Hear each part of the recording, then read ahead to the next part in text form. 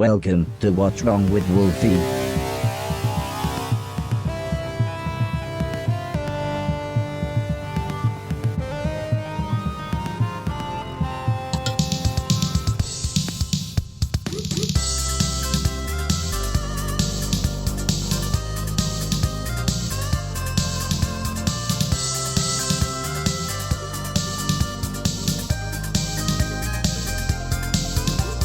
Greetings and welcome to What's Wrong with Wolfie, a retro podcast dedicated to the pop culture of the 80s, 90s and zeros. My name is Jason. And I'm Rich. I'm Chris. And I'm Steve. And this time we are here to have a spoiler-filled discussion on the Jan de Bont directed action film Speed. He can strike anywhere, at any time. Will the mystery guest please sign in? Why are they messing with me? Do they think I'm doing this for fun? For LA cop Jack Traven. Tell me again, Harry, why did I take this job? Come on, 30 more years of this, you get a tiny pension and a cheap gold watch. Cool. The game began.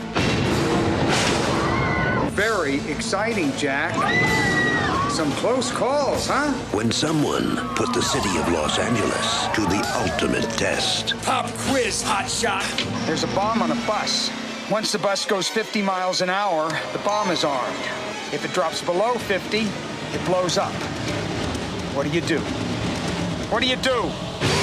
Now. Are you insured? Yeah, why? He's the only solution. We just got a ransom demand from your terrorist. Says he's rigged the city bus. Where's Jack? Where do you think? Stay on or get off. Get off!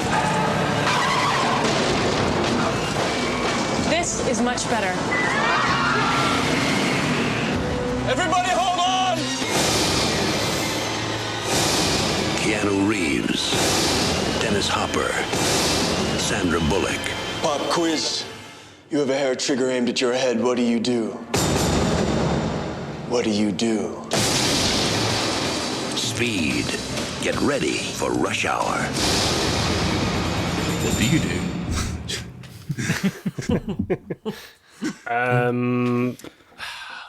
I don't know. Yeah, I've got an answer. I've never the gun to my head, so They played two of the three times someone says pop quiz in that trailer. such a great line. Oh. Well, Los Angeles police officer Jack Traven angers retired bomb squad member Howard Payne by foiling his attempt to blow up an elevator and secure $3 million. In revenge, Payne arms a bus with a bomb that will explode if it drops below 50 miles per hour. With the help of passenger and love interest Annie, Jack and his partner Harry try to save the people on the bus before the bomb goes off, while also trying to figure out where he's hiding and stopping him before either the bus crashes or the bomb blows them sky high. I don't think you can get a more quintessential 90s movie, can we, Rich? I love this film because I think this came at a time, we're probably 6 years removed from Die Hard, and I think this film, for me, it appeals in the same way in that I think unlike a lot of the action films that kind of preceded it, it does feel a bit more kind of grounded. It's the kind of situation you could possibly imagine yourself being in versus some big, like, bombastic, muscles, Arnie action epic like you got probably 10 years prior. Yeah, this film fucking rules, and I still think it's one of the more original action movies to come from Hollywood since, well, even up to now. It's still, for me, stands out as one of the more original ones. But was actually based, though, on a 1975 Japanese film called The Bullet Train, which I do recommend you watching. Huh. I never knew that. Me neither. Yeah, about a Japanese express train that's got a bomb on it, and it was kind of the inspiration for it. Very loosely, but definitely worth watching. Yeah, because I like what you're saying. Like, it's very original, isn't it? And like, even when I watched it back a few days ago, and it still holds up, man. Like, oh yeah, the whole concept around the plot line and the way that it was carried out in the film is it still works today. Like, it hasn't aged. And if this was a film that was made in this year that we've never seen before, it would be an absolute mega hit. and that's kudos to the guys who create the film and the actors. Steve, what's your history, mate, on Speed? It's the first time you've seen it? It's not the first time I've seen it. Context is everything. Remember your context, Jason. What's my history on the 1994 Keanu Reeves film Speed? That's the one, man. That's what I'm asking. I had seen it before, and I felt like I was very familiar with this film. But I think I only feel that way because I think the core concept of Speed, the bus that couldn't slow down, is so familiar to everybody in our sort of collective unconscious. I thought that I was really familiar with it, but I watched it again today and I'd forgotten the vast majority of it. It felt kind of fresh and new to me today, which was exciting. And I also really loved it. I thought it was great. And I think you're right. If this film came out today, Twitter would fucking love this film. Mm-hmm. And I think that's owing to it's incredibly 90s, but there's something about the dialogue that I thought felt pretty modern. I was kind of surprised. Yeah. There's a part in the trailer where they're talking about how in retirement you get, a shitty pension and a crap watch. And the way Keanu Reeves just says, cool. It felt really not 90s at all. It felt really modern. And I found out that Joss Whedon did an uncredited rewrite on the dialogue, which might go some way to explain that. But yeah, I really enjoyed it. It's really good fun. And Chris? Very much the same. I've liked this movie since I saw it. I think we rented the video when it came out, because me and my mum and my brother used to always have like a movie night, like once every 2 weeks or something. We'd rent a film. Hell yeah. And Speed was one of them, and it was great. It was just a no-holds-barred adrenaline rush, to quote a film. And it's, like Steve said and Rich said, it still holds up. It's still pretty modern, apart from the extremely 90s opening titles, but other than... it's just a long shot of an elevator shaft. Just an elevator. Like so riveting. Yeah. It's like, ooh. Yeah, and when I rewatched it today, actually after work, I was very surprised how much of it I still remembered. And I was just waiting for that end scene with the subway car coming crashing out the station.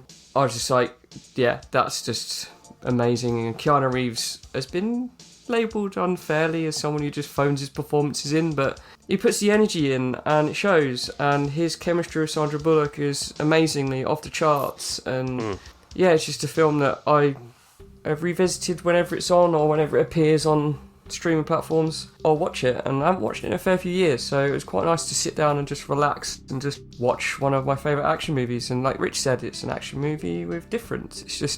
It's not slower paced, it's just got a different structure. I mean, speaking of the pace of the film, I had it on today and I kind of was like looking backwards and forwards, and it felt like 10 minutes had passed and suddenly we're already trying to take people off the bus. So I was like, what the hell? Like, it went so quick from the time that you see fucking them at the, in the office tower with the whole elevator thing, and then they're at the party, and then suddenly it's just like, almost like I blinked and I missed it. I really forgot how quick this film whipped by, and it's still like a good just shy of 2 hours, so it's not like it was a short film. It is very well constructed in that way. Like the pacing is great. So. Every bit of dialogue has payoff somewhere. Like it is incredibly well made. It's a really well made little package that really adheres to some good, satisfying rules of films. To pick up on Keanu Reeves, I think, like, I love Keanu Reeves and I will happily watch him in whatever he's in, so there's no shade. Sometimes he does suck, but I sort of love that about him as well. But in this film, he's great. I think he's really, really good in this. I've always liked him because I feel like he's never, because of his style of acting, almost like kind of non-acting, it doesn't ever feel like a performance, and it feels like this is a genuine dude in a genuine situation. He's no frills. He's not looking to hit these like dramatic highs and draw you in. He's just a dude saying things on screen. Kind of like, the best way to sum up is like Dean Lerner from Dark Place. He's not Keanu Reeves acting. He's Keanu Reeves telling the truth. To me, it's like what people love about him is his sincerity, right? And even when his acting isn't very good, it's sincere, and you can't help but like it. Yeah. That's what happens when you employ a genuinely nice guy who's so kind and so generous and so courteous that watching him on screen is effortless, because you are just literally watching that man be that man. Yeah. And in some respects, that's probably why I'm quite a big fan of Scott Bakula, because very similar, he is one of Hollywood's kindest men. And it's so effortless. His performance, and Keanu's and quite a lot of the other actors that you see are just so kind and genuine that comes off the screen. You don't get a sense of, oh, you're an ass. You're a smarmy bastard. You know, it's not a chore to watch them. It's not effort. They relax you as an audience member. So it's a really weird explanation, I know. But yeah, it's like there's no unnecessary complexity to the performance. No, right? Yeah, no. And he never felt like, even on the bus as well, like his kind of style of acting, his performance, like the character of Jack, he never felt bigger than the passengers as well. Like everything felt like it was almost an ensemble. Even the passengers were kind of like tertiary compared to like him and Annie. They almost kind of, I don't know, it's something about him. But the way they set it up was, he's a special forces guy, but within 10 minutes of the opening scenes, he's just buying a coffee in the morning, and he's the same bus driver. Obviously, they're establishing a routine. Yeah. That Jack gets coffee at the same time every day, and the same bus driver stops off at the other side of the road on time every single day as well. So. Yeah, and it sets up that lovely routine that he's just a normal guy who gets coffee in the morning, and he's friends with a bus driver, and people shout to him in the street, "Oh, morning!" You know, it just sets up that normal pace of life that everyone lives, rather than going, "He's this high-flying jock," and like. It just normalises that character, and I think Keanu that whole emphasises that. The whole scene as well, I think it heightens the whole like impact of when that first bus goes up, because it is breaking his routine. It's just going about his day. It draws you into the events in a different way, I think, compared to other films where he's like a stranger to his surroundings. He's just in a street on a morning. It's all familiar to him, and then it gets disrupted by just a horrible massacre of bus passengers, and it's just. Yeah, it's such a great establishing like moment in that film. I quite like the way that he delivered his lines in the film, especially like the more like light-hearted ones, like near the beginning where they're all getting ready to deal with the elevator, and like I think someone quips like, "Oh, how do you stop an elevator from falling?" or something, or when he just goes to the basement. Yeah. Oh dear. But he pulled it. I thought he. Well, off quite well, actually. Yeah, no, totally. Yeah, I think that's his style. It is very deadpan because he is quite monotone sometimes, and it just comes off as kind of very dry. He's not being quippy like a Marvel film. Like, It's like he's just very kind of blunt, and I think that makes me laugh more than any kind of really overbaked joke. Like you mentioned a bit earlier about like bus passengers and such, and like. I think one of the things I really liked about the film as well is that they tried to spend some time with the passengers that were stuck on the main bus. We got to know them a little bit, and I think that was a nice touch that they tried to do that instead of just having a bus full of like people just screaming and squirming every now and again. And it gave the film a bit more oomph, I guess. And they picked some really good actors to portray these guys. And was like a particular favourite of yours? At all in the bus passenger crew? I mean, also, I guess we're not including Annie, are we? So no. I mean, I kind of like Doug. I think the guy that Alan Ruck plays, who's like the annoying kind of touristy dude. Yeah. We're in the airport. I've just in the airport. Yeah. He's kind of cool, but he almost comes. I think at first when you see him, you think it's going to come off as this like annoying kind of skeezy kind of like. Abrasive character, like a bit of a dick who's like going to be argumentative with Jack, but he's like totally cool. You know, when he's on the phone, like when Jack's going through the access hatch and he sees the bomb and he's like, "Oh fuck," and he's like, "Oh darn." I was watching that on the train. I pissed myself. I remember that line was coming up. I couldn't remember what he said. I knew he watered it down. Like his comedic timing, that was so good. Yeah, I think I like him the most. I like Doug. I guess he was like the more interesting or more complex character on the bus, wasn't he? And even at the end where they finally were getting the passengers off the bus over that plank of wood and like he kind of slips and you can see he's scared, but it's quite fascinating to see him being like that when at the beginning he was seen very confident and very chatty to a point where it was quite annoying. Yeah, sang about, I mean, him and I think it was Helen, like, the sang about, like, when Annie's first on the bus, I would go mad if I was on a bus and people were talking to me about being on the bus. Yeah. Like, Helen, I was like, oh, you know, I like being on here because I can be on the freeway and not have to worry about traffic. I was like, please don't talk to me. If I went to work each day and people on the train were talking to me about being on the train, I'm like, fuck off. Like, I don't care. I'm play video games here. Come on, leave me alone. I'll stab my face off, seriously, like, leave me alone. But yeah, I'm glad everyone wasn't the same. I just imagined the bus for the people that were fascinated by public transport. So, Steve, did you have a favourite bus passenger? Probably. So I'm not sure. Like, I liked the passengers, right? But I'm not sure that I can describe any of them as being particularly complicated. I think. Like, this is where the film felt the most 90s because, you know, as you've all said, it is an eclectic group of strangers on the bus that all get on really well and are chatty with each other, aside from the criminal guy that shoots the driver, obviously. It's fun, but, like, the film couldn't think of a more nuanced way to tell you that Alan Ruck was a tourist. So what they chose to do was have Alan Ruck just say, I am a tourist. Here is my camera and all of my touristy stuff.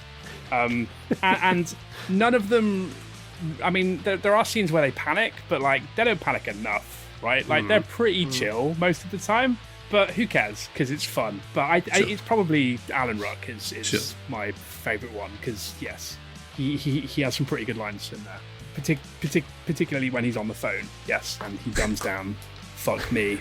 It's good. Good but again, stuff. that's what you get when you cast Alan Ruck as the light comedy relief on the bus. You know, the guy's known for Cameron from Ferris Bueller and then would later be on Spin City, and the guy's got amazing comic timing. I love the guy so much, Alan Ruck. But what struck me as so ultra modern was when he's taking a picture of the Special Forces cops on the rig next to the bus. He's taking pictures out the window. Yeah. Yeah. And it's such a quiet, silent moment, and he just gets his camera, snaps a picture, and I'm like, that's the shit that would happen today. Yeah, it is. Down the end of a camera phone. TikTok. Every fucking time. Yeah. Horrible AI TikTok voice. What happens when you have a bomb on the bus? Like, Oh no. It just struck. Yeah. Don't be suspicious. Don't be suspicious.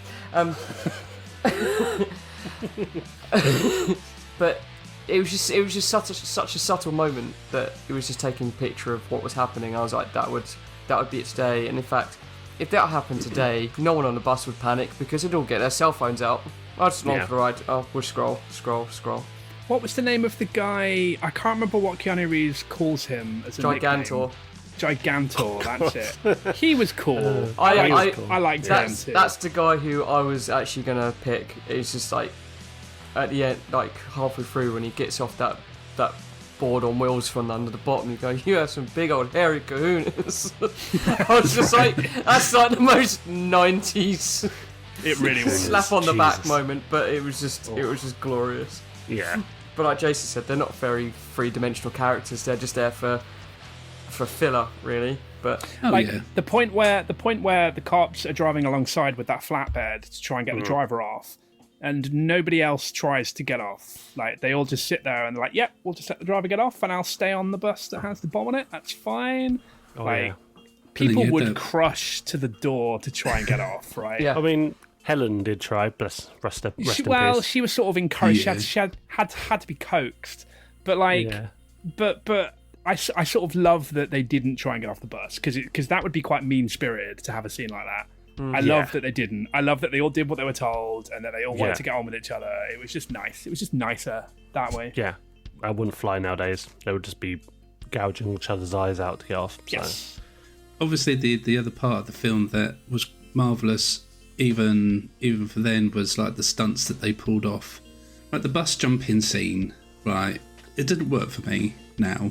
Did it work for you? I don't know. Am I making more of it than I should be? Because it's a straight piece of road, and then all of a sudden the bus flies up into the air without any kind of ramp or anything. The road didn't curve up or anything like that. It was a flat piece of road, and then the drop, and then the bus just suddenly goes up Like, Yeah, as it if makes no Superman was holding it up or something. I don't know how they got away with doing that even back in '94. It makes no sense whatsoever. I think they sort of, there was like some debris at the end of the unfinished road that it sort of looked like the bus might have like driven over and gotten a little bit of air, but no, it made no sense at all. It just nonsense. Lifted up. It just like spontaneously just elevated. Like, and did like, everyone get to the back of the bus and jump? Like, yeah, just pop a wheelie just to get it at that angle. But he even says something like, "It's an exit. Maybe there's an incline." It's like, mate, you can see it with your eyeballs. There's no incline there, buddy. Come on. And it goes to the long shot of obviously a real LA highway that's still being built. Mm-hmm. And didn't someone do the physics of that jump once? I think you're right. Yeah, it's Probably, like not possible. Yeah. They like didn't like you said. It's two flat roads, but how did the bus go up? There was no mound of dirt there. It was just that happened. I mean, look, I know it's a movie, right? I'm not playing like the kind of person that goes, well, that didn't happen in real life, so that's just bullshit. Because obviously things happen in films that obviously can't happen in films and in real life. But at least make a little bit of an effort here, please. Like at least just put a little ramp or a piece of wood or something just to make it look as if the bus was actually going to go up enough for it to clear the gap. There could have been a narrative conceit there, right? Like they could have come up with like, obviously it would be dumb if there was a ramp there, but if there was something that could have served as a ramp, it would have made flashing more chevron sense. on it, like a Yeah. F-Zero or something. I was shocked to find out that I actually did that jump for real. As a kid, I was convinced it was like a minute. No, I was convinced it was either a miniature shot or like the bus was on wires and it was like an empty carcass of a bus that they just, lifted and then spliced together. But I was amazed to find out that it was actually a real stunt driver ramping a real bus. Mm-hmm. I mean, the actual jump was cool, and I loved the suspense from it and the relief when they made it to the other side. And when they land, one of the passengers says, "We're out of control, man." yeah. Just in case you forget when this film was made. It's so nice. I've actually looked up the bus jump, and it was done in 2 shots, and the gap in the highway was actually digitally removed. I mean, yeah, that kind of makes sense. Yeah, stunt driver ramping both buses and hitting a ramp and landing on a wall of cardboard boxes, and then the 2 scenes were stitched together. Mm.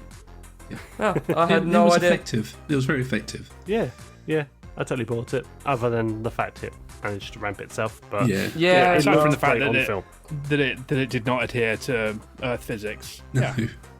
But one stunt that I thought worked really well in the film was when Jack tried to disarm the bomb by getting on this little trolley thing that looks like a mechanic would lay on and roll under a car with. I thought that whole scene was just really cool and like really imaginative. Lay down on this little like trolley thing at 50 miles an hour, so close to the ground, and then like get winched or get loosen the winch so he could roll under the bus so he could try and disarm the bomb. I thought it was a really cool stunt. Yeah, no, totally. It was. Totally. Yeah. And I was trying to look out for the scene, like, the close-up scenes where you can see his face and he's trying to defuse the bomb while he's under the bus. I was trying to, like, it all looked really good as well. And I can't imagine that for those shots in particular, they just shot him under the actual bus. But it looked really convincing. It looked death-defying. It was really well done.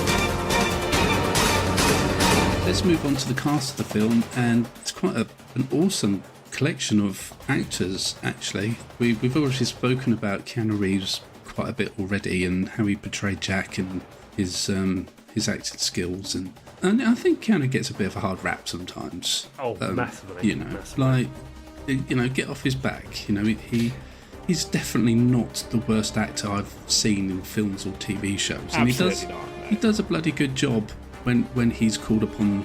You know, and like, obviously, like, not every film that he's in is going to be great. Just like any actor, you know, I think we've spoken enough about Keanu Reeves, but Sandra Bullock.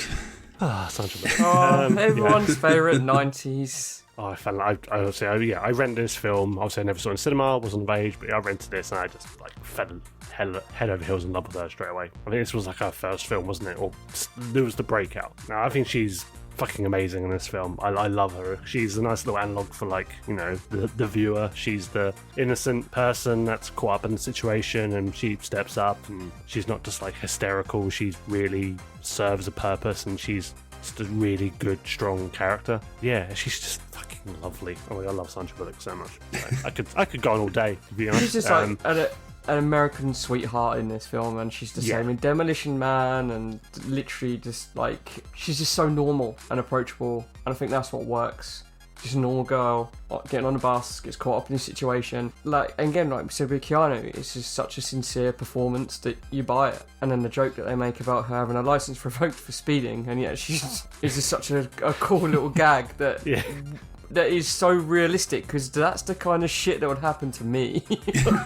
You're never going to believe this, but yeah. Also, thanks to her, we're obviously got season 2 of this now, and we're actually 2 for 2 on films with exploding Pinto jokes as well, because she even makes a joke about how it's like an oversized Pinto. Yeah. I was like, yes! So, it's like, so we need to see what we've got for episode 3. We need to keep this up, Jason. So I know, right? Yeah. It's going to be hard pressed, I think, for what we're going to cover for episode 3. So got to rename it the Pinto Pod. I think we might have to like graphically put Pinto in somewhere. It will explode. Yeah. The exploding Pinto experience. Yeah. Dave, did Sandra do a good job for you? Oh, Jason's on fire tonight. I know, right? Did Sandra Bullock do a good job for me in the 1994 Keanu Reeves film Speed? Yes, mate. Yeah, she was great. She was great. She's a really good character, like extremely level-headed. Like, we don't learn a lot about her personal life, but you sort of get the impression that her personal life is chaotic as fuck. And that has given her the skills to keep a level head when she's on a bus that might explode. I think that was really well done. That sort of explains why she's able to do what she's able to do. She seems the type that's putting out fires all the time. But yeah, she was lovely. She was great. Yeah. And I like, how do I articulate this? Like, the film doesn't sexualize her. I like that the film doesn't care that she is a woman. She's just a capable person in the film, and Sandra Bullock does a great job. Mm-hmm. She does a great job of driving that bus, because I know if it was me, that bus would have rolled, especially when they had to make that hard right turn. If that was me, mate, game over. Sorry. I think one of my favourite scenes with her as well. It's obviously a small moment, but like, yeah, she obviously is really good at like showing the strength of her character, but she's really good at showing the vulnerability as well. Like when she plows into that pram thinking it's got a baby in it, like she sells the trauma of that so well in that moment of just not knowing the actual reality of what's happened. That was a great scene. Yeah. She was just like beside herself, broken for a second. She thought she killed an infant. And it's like she really, really sold it. I really love that scene. And I was taken by surprise at the end of the film as well, when she just starts crying. Yeah. Like, that was really good as well. I was like, I felt myself well up a little bit. Yeah. Like, of course you're going to cry after that. Like, you've kept your head for long enough. Do a nice big cry now. You're just going to break, aren't you? You're just going to fall apart. Welcoming slice of realism in a film like this, you know. Definitely. But even go back to that pram scene as well, like, I mean, it was a bit of a shock for the viewer as well, because I'd kind of forgotten quite a few parts of this film as well. And then when we got to this scene, it was like, oh, look, here we go. Mom with the baby in the pram. She's going to come out on, start to come on the road when the bus is coming, and then they're going to try and make it so the bus misses the pram by like inches or something like that. And then when the bus actually does hit the pram, like, I was like, oh shit, it actually went there. And I'm thinking, I know this is an 18 rated film, but I mean, what? baby death. This is a bit much. Honestly, to then find out it was all full of cans of beans or asparagus or whatever. Very specific. I didn't understand though, because that scene, you always think that kind of scene is going to be like some like old bag lady, like a homeless woman with a pushchair, but it was like some really like white middle class, like woman. Yeah, maybe she looked like a normal sort of middle class white woman until her pram full of cans got hit, and then she sort of turned a little bit more snarling and strange. Karen. It was like. It was a bit weird, Speak to. I want to know the expanded universe story as to why she had a pram full of cans. I think it's booze. I always read it as being booze, right? It's like those kind of things always pop into my brain, and I can't help it because I'm like, why does she have a pram full of cans? The original story. Yeah, I want to know. Series. I want to know if so many pictures it would happen. So a 10 part event series, but it's like, why? Like, was she going to the food bank? Was she donating to the food bank? Was she recycling cans? Can woman, a speed story. Yeah. No, I'm thinking like if your buggy goes over 5 miles an hour, it's going to blow up or something. Yeah. They should have ramped the pram. Could have like blown a load earlier in the film and did the jump then. It'd be great.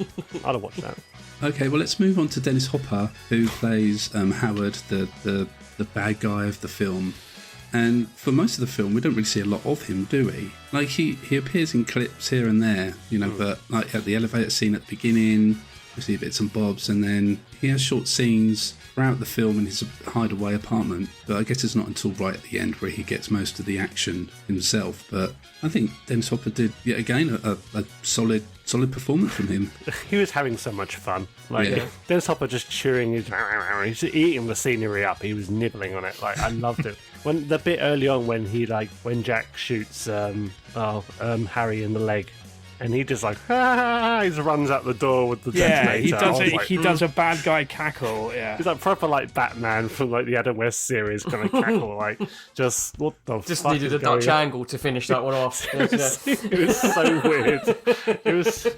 I love him in this film. He's so much energy. He's having fun. I've always had time for Dennis Hopper. Love him. But yeah, I like they kind of go with that kind of almost, again, it always feels like kind of that Die Hard template where it's not like a villain. It's been shoved in your face. You're getting like little bites of him. You're seeing him every so often. And the fact most of the conceit is like early on is him and Jack are, other than obviously early in the film, but they're communicating over like radio, the public payphone. It has that kind of like where they're keeping the antagonist and the protagonist apart, and I like that instead of it being like multiple scenes in the film where they're clashing, seeing each other. Yeah, it's that kind of, it has that kind of almost cat and mouse kind of like Die Hard with a Vengeance feel with it, which I know came after this. Yeah, I like that in my action films. Yeah, that is a good point. Like where they kept them separate, and it does create that, I don't know, like it does make it more interesting and special, I guess, because they've done that,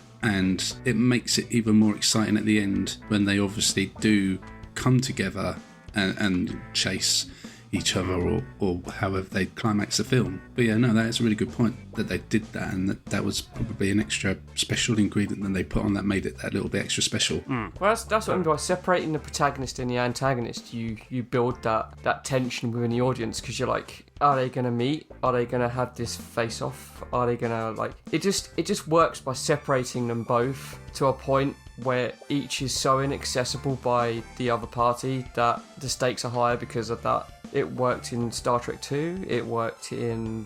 My mind's gone a blank, but by separating the villain, it just works so much better. And Steve, Dennis Hopper do it for you, mate? Yep, I love Dennis Hopper. He's great, and he's great in this. I love that I mean, for starters, he's called Howard Payne, which is a great 90s villain name. But I love that. I've never even thought about that.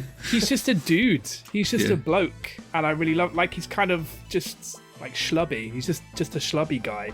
When he's watching the monitors in his little hideout, he just looks like he could be watching TV while eating Doritos. He's great, and I love that maniacal cackle at the beginning of the film, and then towards the end of the film as well, when he knows that Jack is on top of the subway car and he just starts shooting upwards.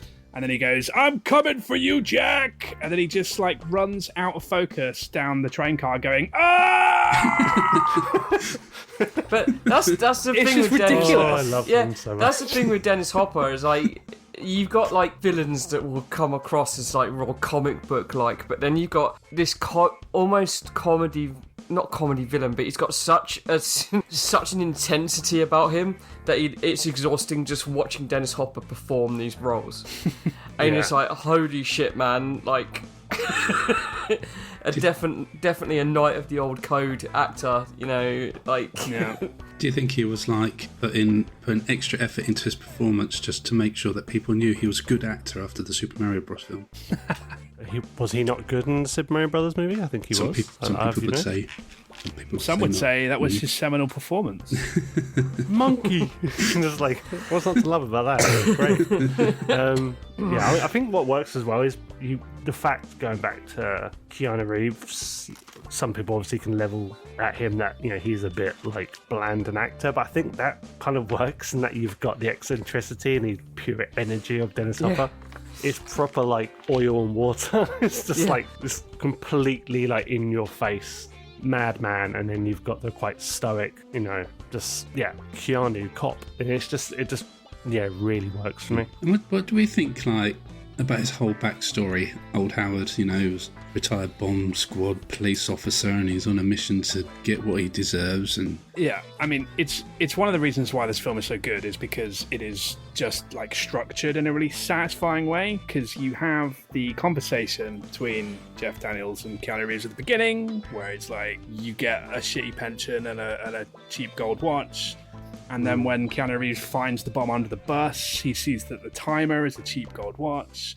So you can start to put two and two together yourself. And then obviously later on it's revealed, he's an ex-bomb squad guy and he's dissatisfied because he's got no money, even though he gave a lot of his life to the police force and injured his hand, and he feels like he's owed something. Like, I thought it was good. I thought it was really well done, and it was a very satisfying character arc. It was really good. I think it kind of fit well as well, I think, around that time as well. I mean, this was obviously the time where you I think there was a lot going on with the whole, like, disgruntled worker, you know, going a bit mad, like with, you know, postal workers. I think having, you know, a bomb squad guy being disgruntled and then going around doing horrible acts. It was very of its time, that mid-late 90s. I think it was kind of finding a lot of traction in the news around this point. So I think it worked, really, really well.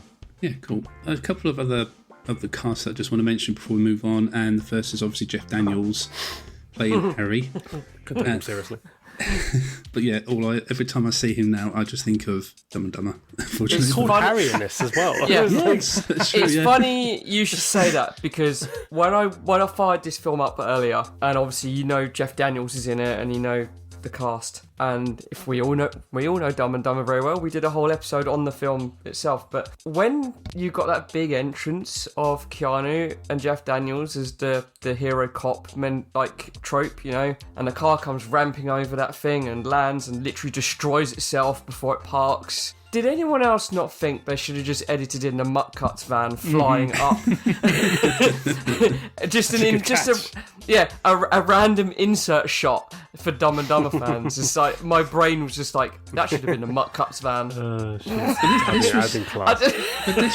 this film came out in the same year as Dumb and Dumber, didn't it? Yeah. Crazy. It did, didn't 94, it? yeah. Christ. I'm glad you brought that up, actually, when they're speeding towards the office block to help with the elevator terrorist guy. And the car does a huge ramp and then lands and smashes. What the fuck? Yeah, it's like what the fuck? Dukes of Hazzard level logic, isn't and it? Then, and then they get out and neither of them mention it.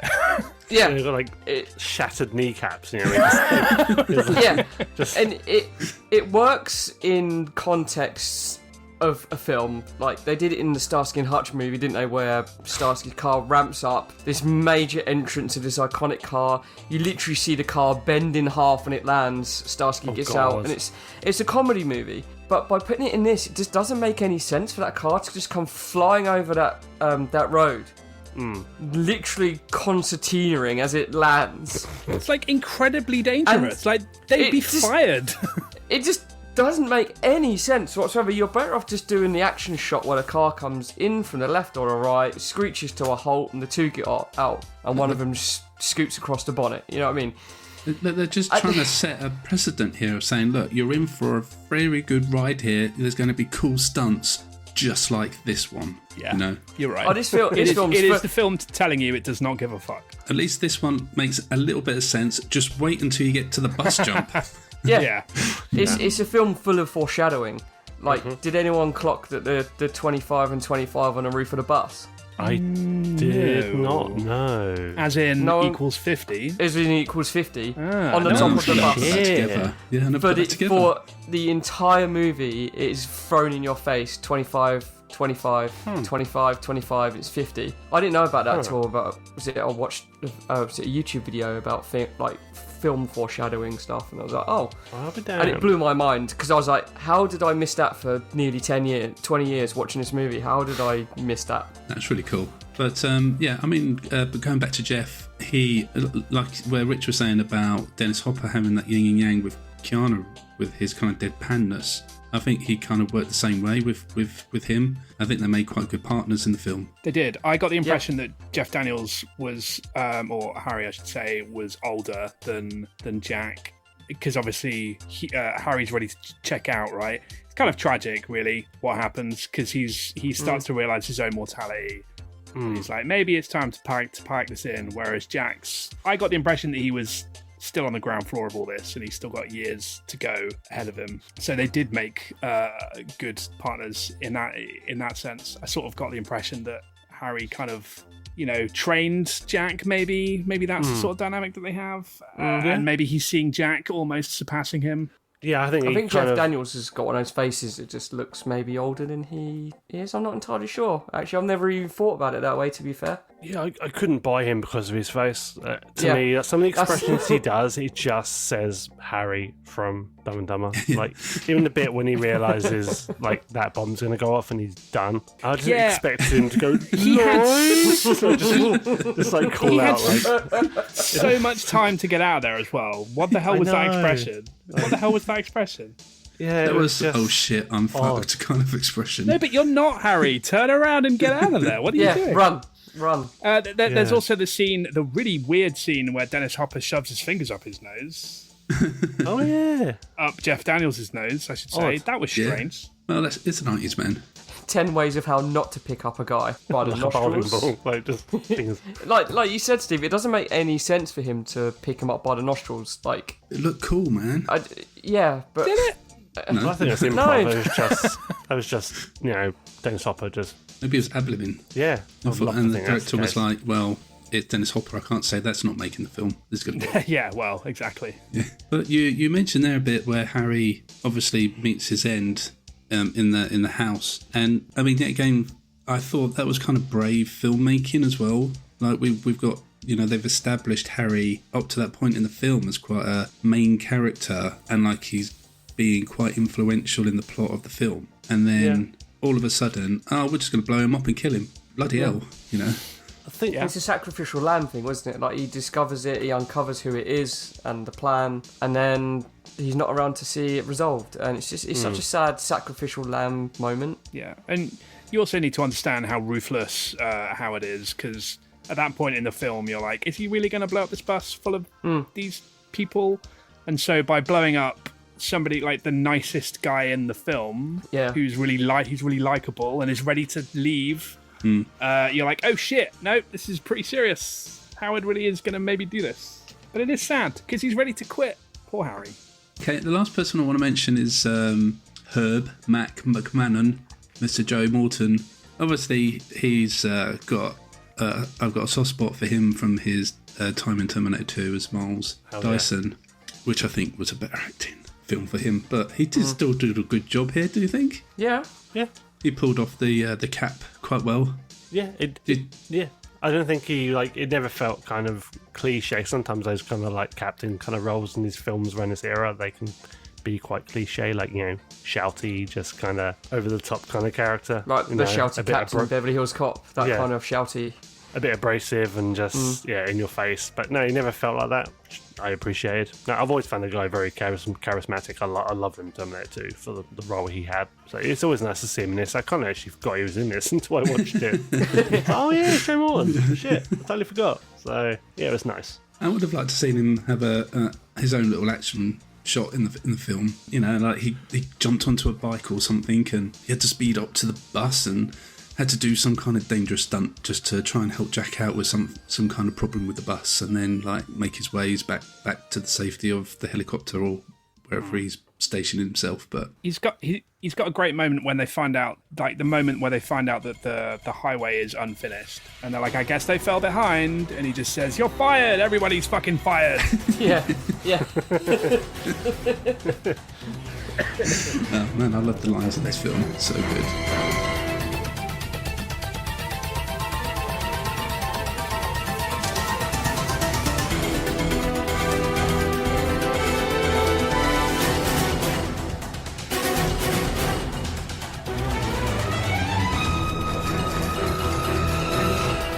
Okay, well, let's move on to our favourite moments of the film. And Chris, I'm going to come to you first. Was there any particular part of the film that stood out for you?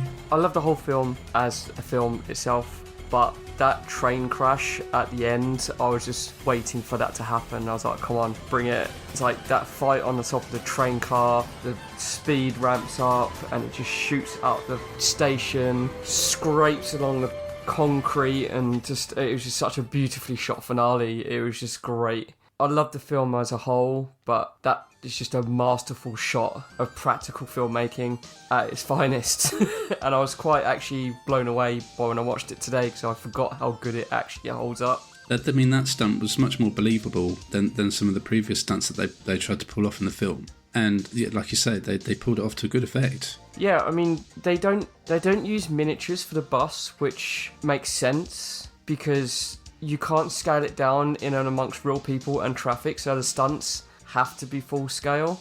They could have done the miniature shot with the ramp, but it would have been too obvious. But by almost seamlessly blending the full scale shots with the train car to its miniature counterpart, by pulling off that stunt of having a full-size train car burst out of the train station with people underneath it, I was just blown away today. I was like, oh my god, like the real people underneath that, it just fires out this thing. It's just a glorious shot. The whole sequence just, and again, it still holds up, and that's why I'm all for practical filmmaking. Yeah. Just that's why I love Christopher Nolan. Not so much. I'm not a Christopher Nolan fanboy, but his way of approaching filmmaking is keeping what makes films like Speed and the Terminator movies and all the films we grew up with in the 90s and the 80s. It's what makes them feel real. Is practical filmmaking, whether it be full scale or miniature. It just looks stunning. The whole beheading, spoilers, of Dennis Hopper's character. I actually completely forgot that until they were on the roof of the train car. I was like, oh yeah, oh wait, it's coming, here it goes. And it's, yeah, but I'm taller. I was like, yes. I love that. Yes. I'm smarter than you, Jack. I'm smarter than you, and it's all just a setup. Yeah. So Keanu can say, yeah, I'm taller. So good. And again, man. that seems such a moment where both characters almost accept their fate, that they're going to potentially die. She's handcuffed to a pole. He can't break the pole off because she can't break it. And she just sits down and stops. Yeah. And he ramps up the speed and he goes over to her and sits on the floor with her. Just sits. And it's going to sound weird, but it had echoes of Casino Royale where Bond sits in the shower with Vesper after that fight in the stairwell. Yeah, no, that's actually a really, really good comparison. Yeah, and I never picked up on that until I watched it today, and I was like, wow, very rarely do you see a film that does that, where both characters just sit together in that moment and accept what's happening or what's going to happen. And it was just such a lovely moment where they were preparing to die in this train car. It doesn't feel overwritten or like dramatic, like, oh, they have this big speech with one another. They just, it's so underplayed. Like, they are people in a real situation. They're not people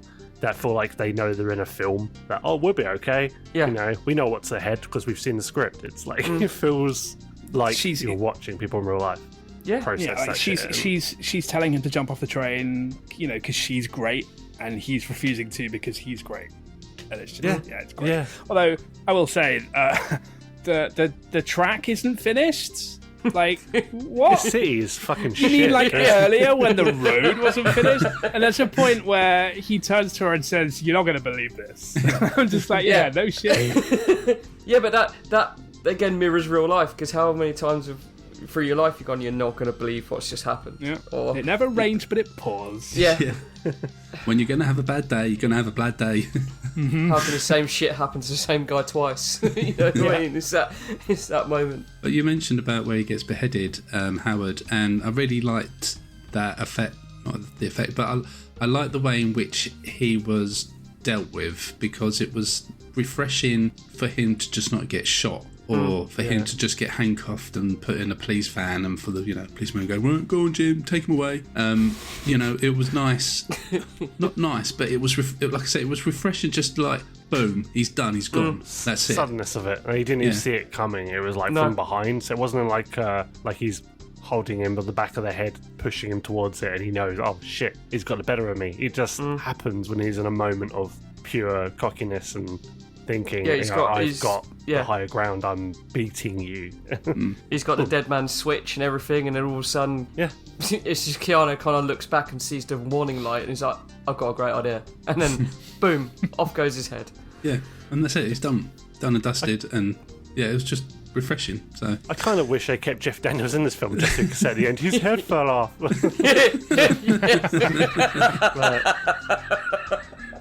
If I'd done a rewrite, make it happen. Sellotape Dennis Hopper's back, sellotape it around the neck, give him to a blind kid. So, perfect. Pretty bird. Dennis Hopper want a cracker? Just like, sorry. We haven't had many tangents this episode, so.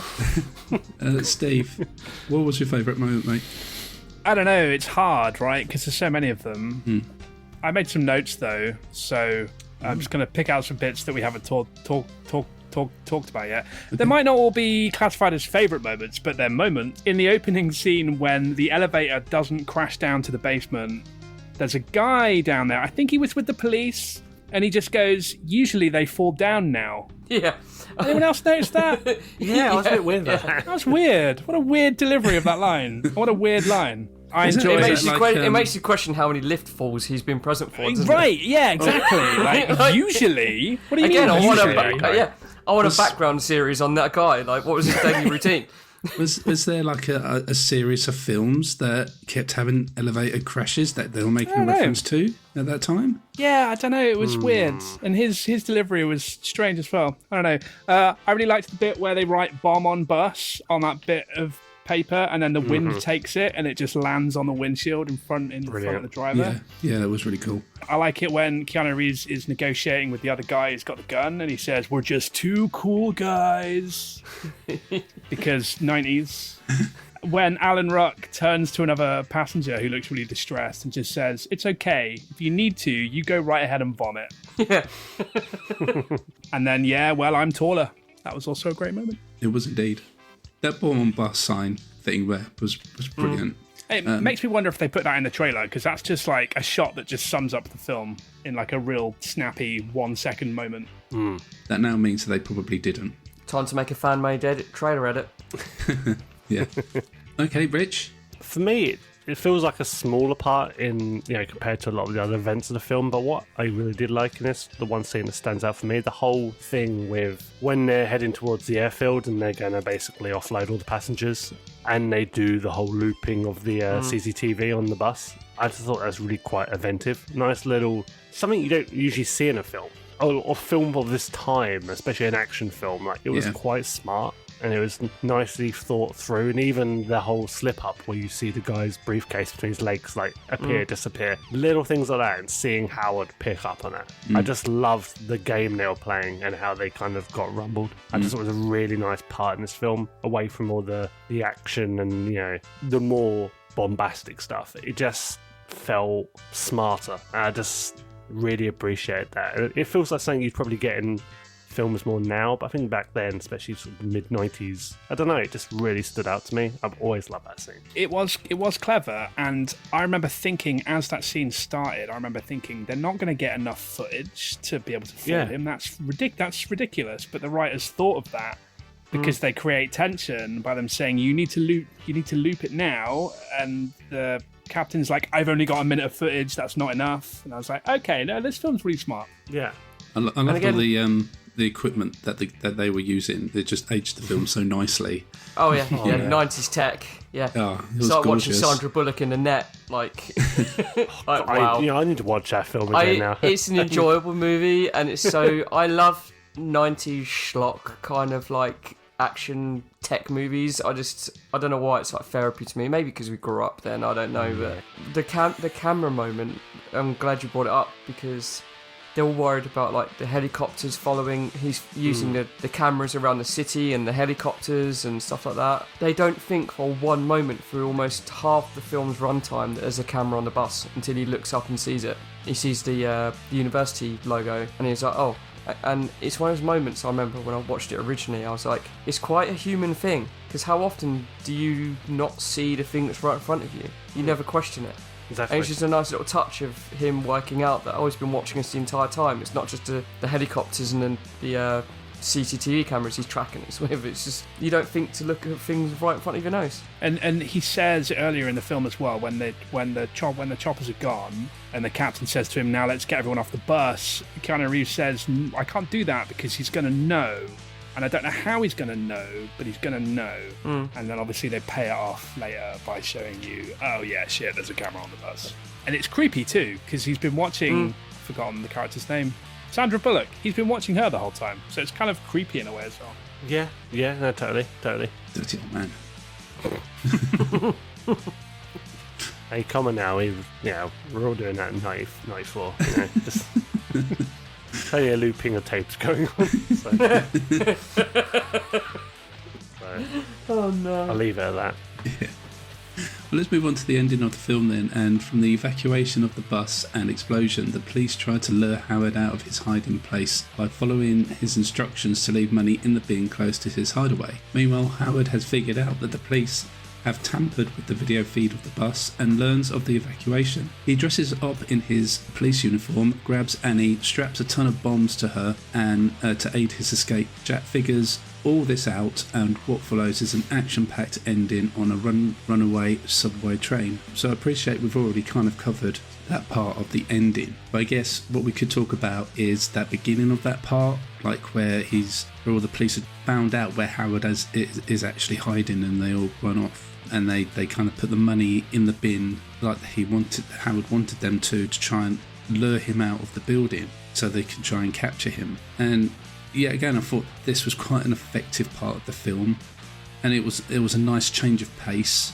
because now that we had the whole bus thing resolved, and it kind of turned more a bit more generic action film, didn't it, in this part of the film? But it was like I say, it was still a nice change of pace. They're all kind of waiting to Howard to come out, and yet he's still one step ahead of them all with the whole under the bin thing and grabbing Annie and shoving all those bombs on her. Just made it just that little extra cool, didn't it? Yeah. And you're right as well. I thought the same thing. Once they get off the bus, becomes a little bit more generic, because obviously they've now abandoned the film's whole conceit, which is the bus that couldn't slow down. But it doesn't matter, because it's still really good. And then they just exchange that for a subway car at the end. Yeah. So it's still things going fast, so it works. And I'm glad this film came before Die Hard with a Vengeance, because I feel like if it was after, it would have made the ending feel even kind of more generic and a bit flat, because it really would have reminded me of the bit when McClane was taking the bomb off the subway car. It just really, it just rings so familiar. But hey, it beat Die Hard to the punch, so... But yeah, I do agree with Steve. It does feel a bit more generic by that point. I miss the bus. I felt, I wanted to stay on that bus. I'm not gonna lie, I would happily stayed on there with a bomb underneath. I'm fine with that. It watered things down a little bit. It felt a bit more formulaic, but still very good, very exciting. And Chris, do you have any thoughts on the on that part of the film? No, you guys have covered it pretty well, actually. I don't have anything else to add to that, because once you get off the bus, you don't have a film called Speed on a bus that couldn't stop anymore. They had to try and address Yeah. capturing Howard, though, didn't they? Yeah, and it was just done. It was done well, but like then they just put you on a train, and they're like, "There you go, now we're on a train that can't stop."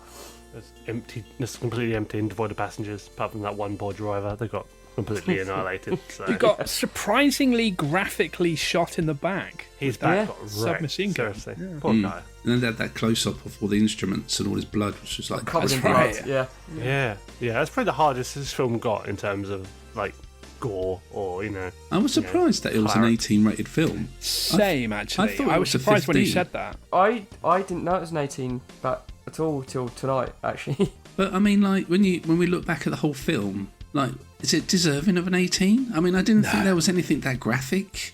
They don't even say Helen. fuck that much. They Yeah, say the fuck language like isn't even 3 or that 4 bad. times. Even So- Helen goes under the wheels. It's not explicit. It's not like you see her, see a head No. pop or anything. You It's just see the boss go up and down a bit, and that's it. Yeah.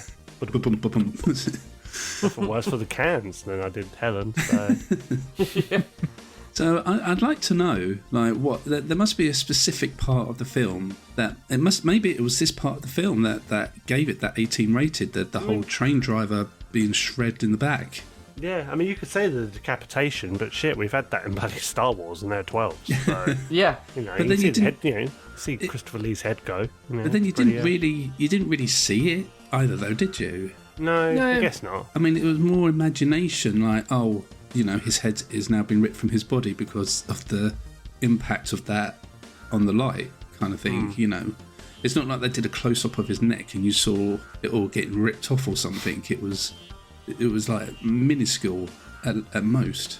Yeah, so quick. I mean, top of a train, it's blinking, you miss it. But I don't know. Yeah, I can only think it was the driver, and I don't know. I thought the whole thing has kind of a wholesome feel to it. I thought it was like pretty soft around the edges, this film, really. Yeah. So yeah, Yeah, it was quite surprising. Very surprising. Was it an 18 in this country? I swear it was a Or 15. I swear it was. I know it was R in the States, but I'm absolutely certain it was a 15 here. I don't know about when it was first released, but I mean, just going from when I watched it on Amazon, it was rated 18. Wow, okay. This never struck me as an 18 certificate. No. So I mean, we know how the film ended, and obviously Jack and Annie get together and have a nice smooch at the end, and everyone's happy families, I guess, and a really effective way of just ending this high-octane film, wasn't it? Yeah, totally. I mean, it's a bit cliche with the whole, like, they get together at the end, but I thought they've gone through that kind of thing together. They sort of address that, though, with the repeated line about how relationships that start under intense circumstances don't last. Yeah. So they sort of have their tongue in their own cheek about that. So I sort of let them off for the cliche of having them get together at the end. Yeah. And then she ends up with Jason Patrick, so yeah. And then they cheapen it in the sequel. And even name drop him, don't they? Like, about Jack. And it's like, oh, why couldn't they just leave the film as it was? They live happily ever after. They never step on a bus ever again. It is. I mean, it's one of those cases of, like, we need to make a sequel. The first one made so much money and it was really popular. We need to make another one just to try and, get as much as we can, just from the excitement of the first one. And it's like, we're not going to get Keanu Reeves. Oh, fuck it, let's just still make it. We'll still make some money off it. In some ways, some films just do not need to be made unless they're going to be done properly. And Speed 2 should not have been made unless it did have Jack Traven in it, because it would have made it. I mean, even if they went on the same kind of plot line, it still would have been double. It still would have been like double enjoyment from the film than what we actually got. Totally. Can't agree more. I thought that maybe we should set one over here. If they ever did like a Speed remake, just set it in the UK. And On a a bus or double-decker something. bus. The bomb would be the least fucking terrifying part of it on that bus. Yeah. Where you're going to get shanked by some teenagers. Have racist abuse shouted at you and be filmed on TikTok. It's just like, So the bomb, it's all right. Don't worry about the the bomb. camaraderie. The fact. The bus in this film, like the passengers all have this nice camaraderie. They know the first name of the driver. They call him Sam.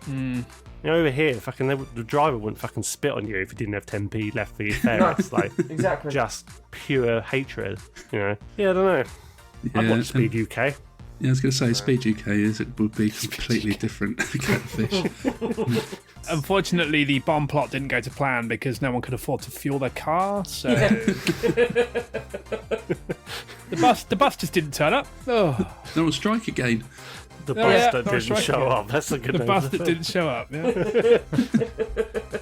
There's no actual passengers on the bus because they can't afford the fares. You wait for a bus with a bomb bus on out board of and service. 3 come along at once. Yeah. Brilliant. All that's left for us to do is just to give a verdict on the film and a score to go on the from the board from above, I guess. Let's start with you, Chris. Give us your verdict and a score, please. I loved it. I love it even now.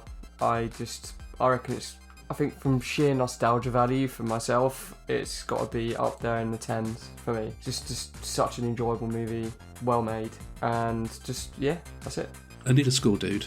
I can't just put above the 10s, I'm afraid. Let's go for a 10.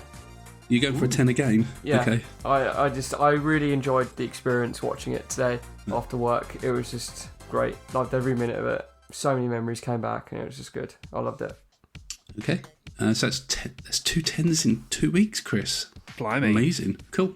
Okay, Steve? So I just want to mention very briefly the music in this film, because we didn't bring that up. Mm-hmm. I looked up who the composer was, and I don't know who it is, but it sounds almost exactly like the Metal Gear Solid soundtrack. Yeah, I see what you mean. I googled it afterwards, and I'm not the only one that said it. It's quite a well-known thing. It's fucking uncanny. The soundtrack for this film must have inspired the Metal Gear Solid soundtrack, because the comparison is uncanny. Anyway, does it get an extra couple on the score for that for you, Steve?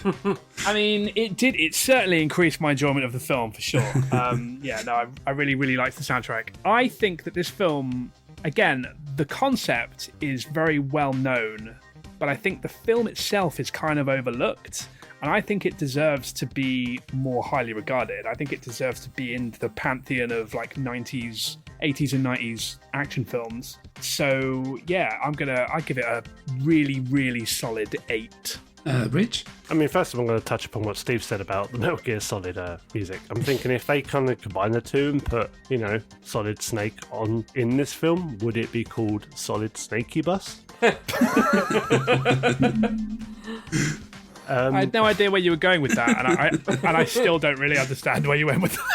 There's a video game called Snakey Bus. Oh, sure. So, yeah. Solid Snakey Bus. There you go. See, boom. I thought that one up. So I had to. It wouldn't work in the UK though, because it'll have to be the Boris Bendy bus, wouldn't it? Oh God, don't. Oh Jesus. Yeah, score. I'm gonna give this. I think come back to this film. I realised now watching it again for the pod how much I love it, and what I really appreciate as well is how much of just a really easy watch it is. And I'm not saying action films are ever demanding, they're not, but the saying about it whips by. It's a really nice, gripping conceit to this film. It just pulls you in, and it just goes so quick. Likeable characters, and again, what Steve said, there's nothing actually feels very malicious about this film, because surprisingly, it feels very just nice as far as sort of an act of domestic sort of terrorism can go, or just horrible acts of violence against civilians. It was a nice film, and I think based on how much I enjoyed this, I want to give it a 9.5. Nice. Yes. For me, Speed is just I know we've said it before, but I mean it is just pure 90s for me, and I love it for that on its own. I mean, there's a way in which 90s action films were shot. Some of the camera angles and such, the writing and the action scenes itself with the practical shots and everything. And when we mentioned with the equipment that was used with the VHS and the looping, and that's what this film is for me. It's just pure 90s gold, and it takes me to a happy place when I sit down and watch one of these top-notch 90s action films. And Speed is the quintessential example of what a 90s action flick is. Yeah. And then when you add everything else in that you guys have mentioned with the acting and the writing and how much of an easy watch it is, but still very enjoyable, it's just up there. And I'm really, I'm just thanks to the podcast as well. I don't think I would have revisited otherwise. And I'm really happy that I sat down and watched it again. just to remind, and it just reminded myself on how much fun this film is, and how, like, if anyone was to ask me what film should I watch from the 90s, you know, bar Jurassic Park and Terminator 2, I think this would be the next one. So yeah, I could agree with that, definitely. And like Steve said as well, I don't think it gets in as much love as it deserves. It, you know, like, people talk about the 90s films, and I mentioned 2 there already, and, you know, like Forrest Gump and those kind of films, and Speed never really gets put into that bracket, and it really should. It really, really should. It's just quintessential 90s, so banging film, and for that reason my score is going to be a flat 9. So that means that Speed gets entered onto our board from above on a 36.5 score. Nice. Obviously that gets put into second place because we've only got 2 films on there. Behind Top So Secret. So far, scientifically speaking, Top Secret is the best film ever made. So far. Obviously, there's still work to do, but so far, that's how it seems. So far. So yeah, we've got Top Secret on the top with 39.6 score, and then Speed with 36.5. So there it is. If Chris scores the next thing we talk about a 10, I'm going to start to think that maybe he can't score under 10 or he'll explode. I think it depends on the mood that I'm in as well. Like, of course it does. Of course it does. Like, I mean, like, if I was in like a really like foul mood, I think Speed would. Yeah, like Speed would still have scored high because, like we said earlier, it's just pure 90s nostalgia therapy. You haven't got to think about it. You just got to sit, enjoy it, watch it for what it is. But I don't know. It's deserving. No, it's deserving. I'm not questioning your score at all. I forgot to do my whole sound effect with the board. Such a hack. Oh shit, still time. Still time. Still time. Yeah, there is still time. All right, so let's make it official. Let's get Speed entered onto the board with the score of the 36.5. Oh shit. Jesus. It's one of the best sound effects in history. Can we please get a Mr. Blobby soundboard? I'd love that. The Blobby score. Blobby score. He gets 3 blobbies or 5. Blobby, blobby, blobby. It's been a long Chris, day. we want people to listen to this podcast, mate. Not, you know. I feel like if we got a Mr. Blobby soundboard, it would be ripe for abuse. And the podcast was descended to chaos. Rightfully so, I think. Yeah, rightfully so.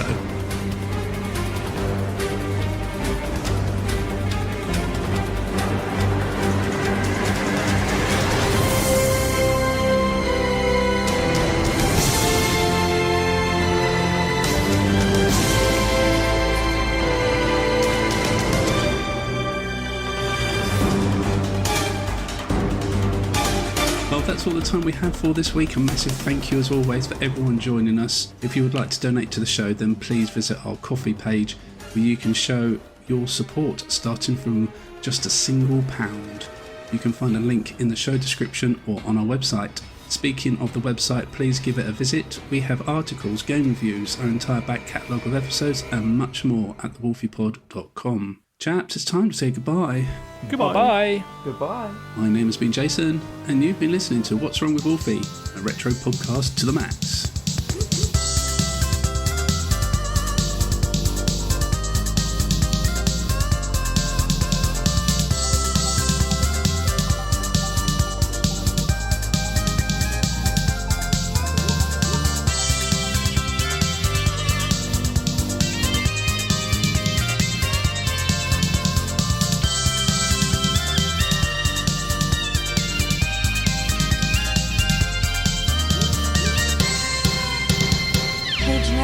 What's wrong with Wolfie? I can hear him barking.